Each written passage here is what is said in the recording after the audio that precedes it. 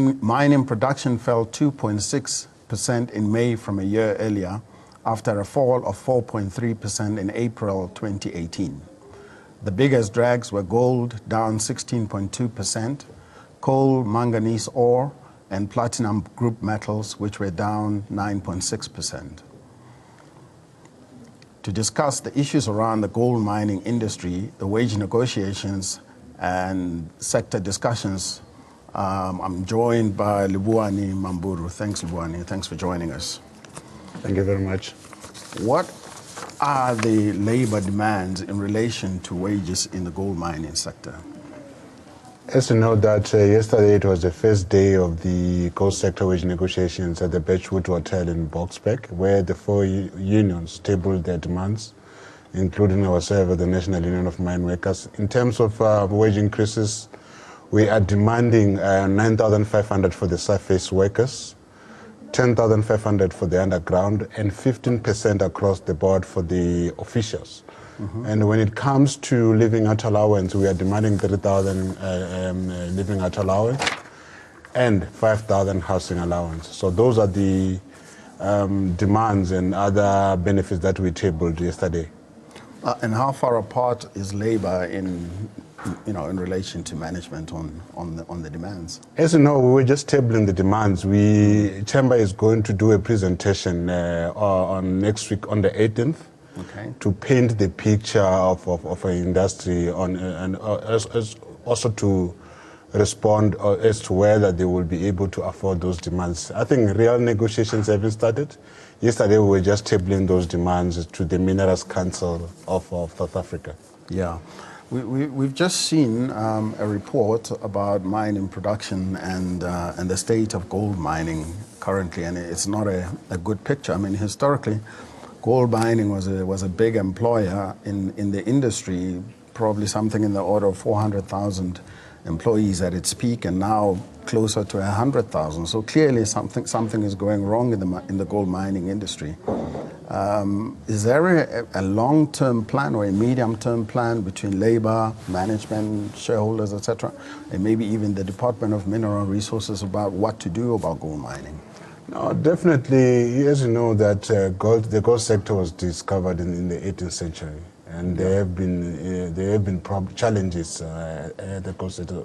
Because what the Mineral Council of South Africa is currently saying that they can't afford wages, the mines are deep, it's a sunset industry. We understand that there are challenges, but at the same time, workers need to be paid decent wages. In the mining industry.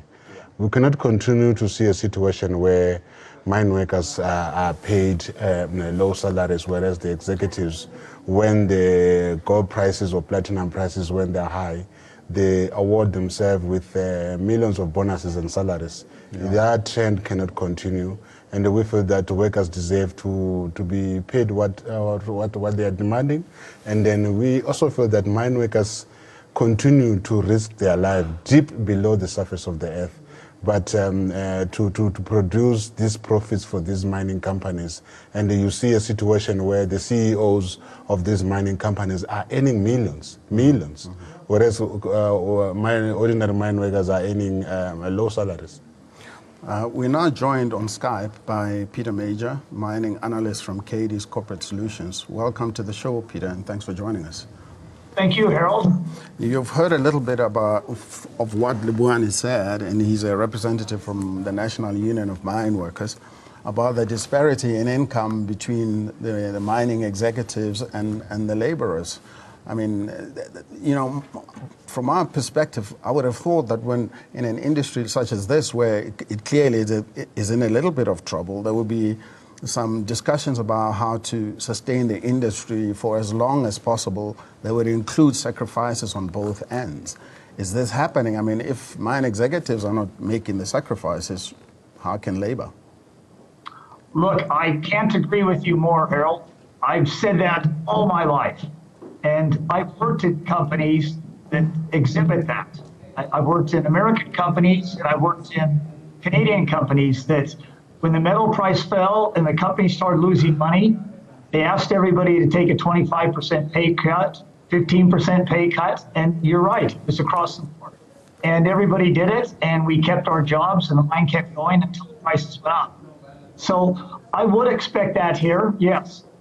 If management gets a 5% increase, they have to justify it, and they can't deny workers getting a 5% increase as long as they can justify it. If management gets a 0% increase, then workers are going to have to say, well, they're leading by example. Are we going to follow, or are we going to go our own separate way? But the industry's in crisis.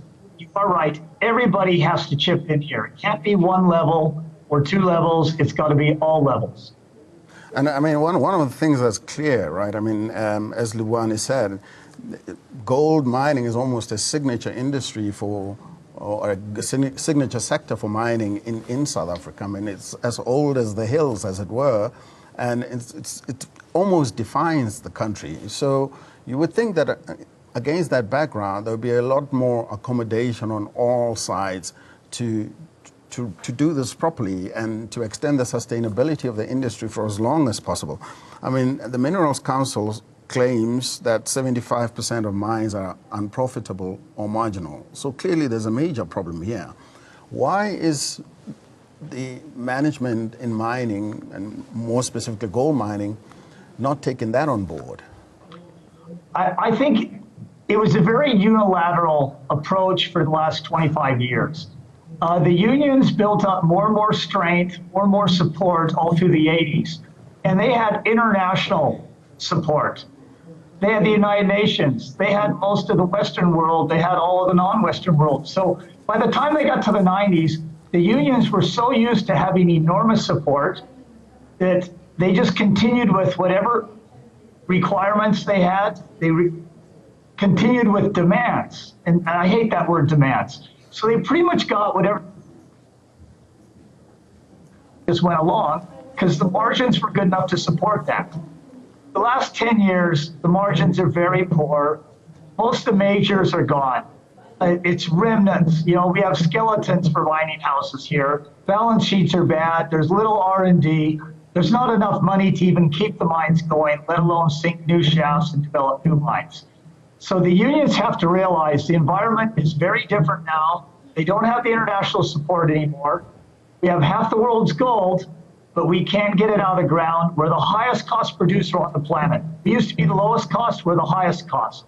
So out of 199 countries, they will get money before we will for their gold sector. One, I mean, there clearly needs to be a very serious discussion held in gold mining about what to do. First of all, there's issues around safety. We've seen what has been happening at Sibanye-Stillwater, right? And I'll ask you for your comment on that just now. The labor costs make up a significant part of the mining costs. The mines are quite deep, they're very old, they're very difficult to mine, and as Peter says, they're also very expensive to mine. So business as usual won't work. What's next? And if you can address the safety issues as well with regards to Sibanye in the context.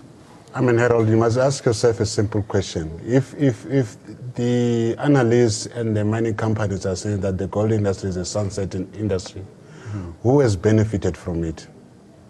That's an important question, while workers are still earning poverty wages. Yeah. So we must understand that those who benefit will just sing the same song saying that the labor costs are high, and workers can get decent salaries. Who has benefited from it?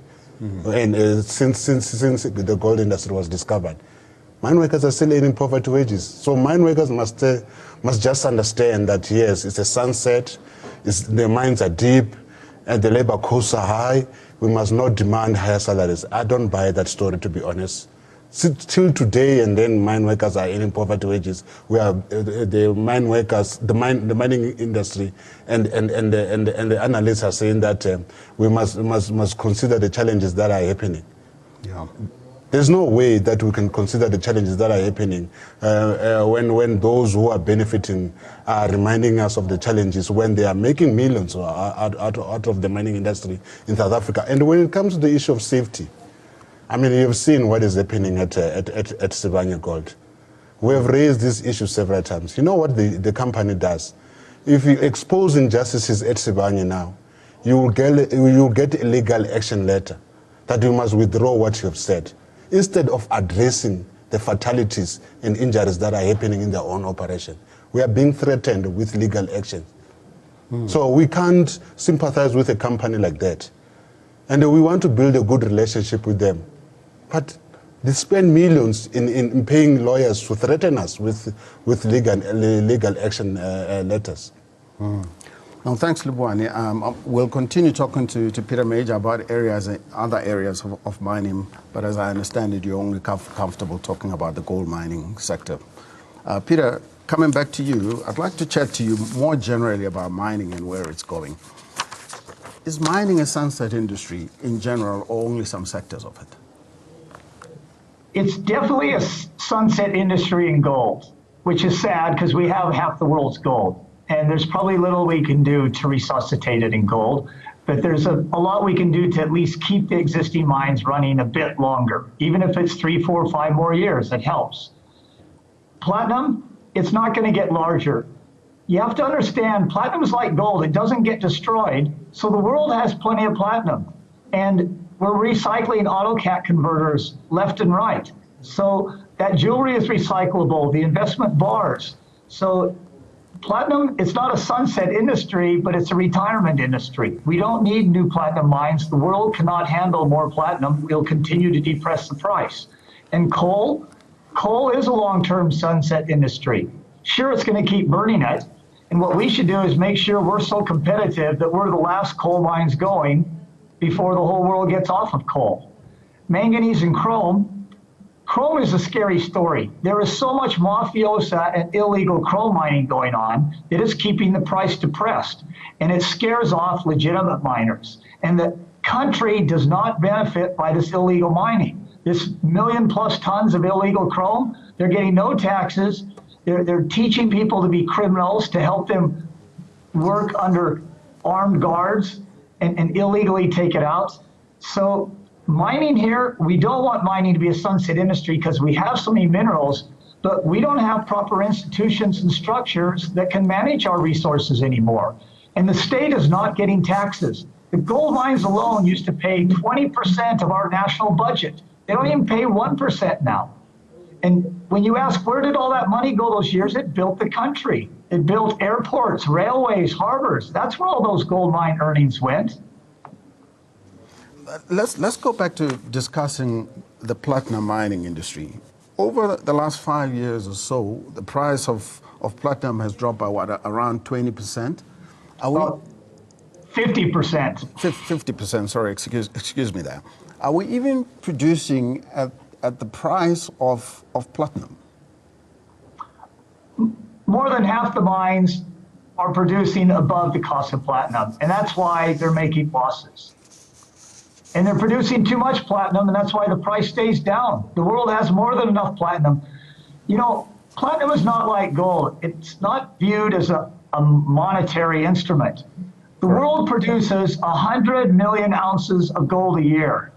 It doesn't even produce 7 million ounces of platinum, and we're already flooding the market. That's why Oppenheimers went into gold 100 years ago. You can produce all you want, you can't affect the price. But if you flood the market with chrome or platinum or these other metals, you'll knock the price down. We're the biggest producer of platinum. We produce too much, and now we've knocked the price down, so almost no one's making money.